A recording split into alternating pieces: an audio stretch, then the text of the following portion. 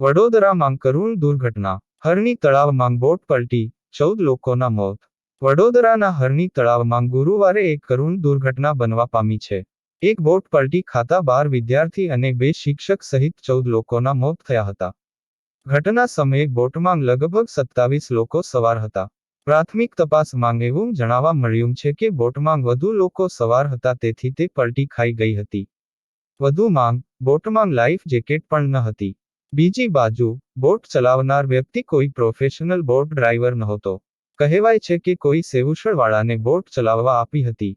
આ બે બેદરકારીઓને જવાબદાર ગણીને વડોદરા મહાનગરપાલિકાએ કોટિયા કન્સ્ટ્રક્શન કંપની સામે કાર્યવાહી કરવાની તૈયારી દર્શાવી છે. કંપનીને બોટિંગ સેવાઓ પૂરી પાડવાનો કોન્ટ્રાક્ટ આપવામાં આવ્યો હતો. ઘટનાની જાણ થતાં તંત્ર દ્વારા બચાવ કામગીરી શરૂ કરવામાં આવી હતી. ફાયર બ્રિગેડ, એનડીઆરએફ અને સ્થાનિક તંત્રના સંયુક્ત પ્રયાસોથી 13 લોકોને બચાવી લેવામાં આવ્યા હતા. જો કે, 14 લોકોના મોત થયા છે. મૃતકોમાં 12 વિદ્યાર્થી અને 2 શિક્ષકોનો સમાવેશ થાય છે. મૃતકોમાં 10 વર્ષથી 16 વર્ષની વયના વિદ્યાર્થીઓનો સમાવેશ થાય છે. મૃતકોના જે નામ સામે આવ્યા છે આ મુજબ છે.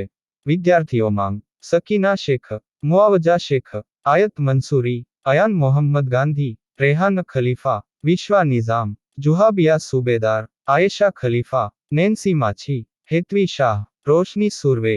જ્યારે મૃતક શિક્ષિકાઓમાં છાયાબેન પટેલ અને ફાલ્ગુનીબેન સુરતી એમ 2 શિક્ષિકાઓ પણ બાળકોને બચાવવા જતાં ડૂબી જતાં મોત થયા હતા. ઘટનાથી સમગ્ર ગુજરાત શોકમગ્ન છે. ગુજરાતના મુખ્યમંત્રી ભૂપેન્દ્રભાઈ પટેલે ઘટનાની ખબર મળતા જ ઘટનાસ્થળની મુલાકાત લીધી હતી અને મૃતકોના પરિવારોને શોકસંદેશ આપ્યો હતો. મુખ્યમંત્રીએ ઘટનાના કારણોની તપાસ કરીને જવાબદારો સામે કડક કાર્યવાહી કરવાના આદેશ આપ્યા છે.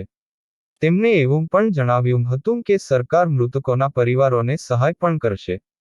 હાલમાં પ્રાપ્ત માહિતી અનુસાર સ્થાનિક પોલીસ સ્ટેશને આ બાબતે 5 લોકો સામે કેસ દાખલ કરી તપાસ હાથ ધરી છે. આ ઘટનાથી એકવાર ફરી એવી ચર્ચા શરૂ થઈ છે કે શાળાઓએ વિદ્યાર્થીઓને પાણીના સ્થળોની મુલાકાત લેતા પહેલા સલામતીના નિયમો વિશે જાગૃત કરવા જોઈએ. વધુમાં, બોટ માલિકોએ પણ બોટની સલામતીની કાળજી રાખવી જોઈએ.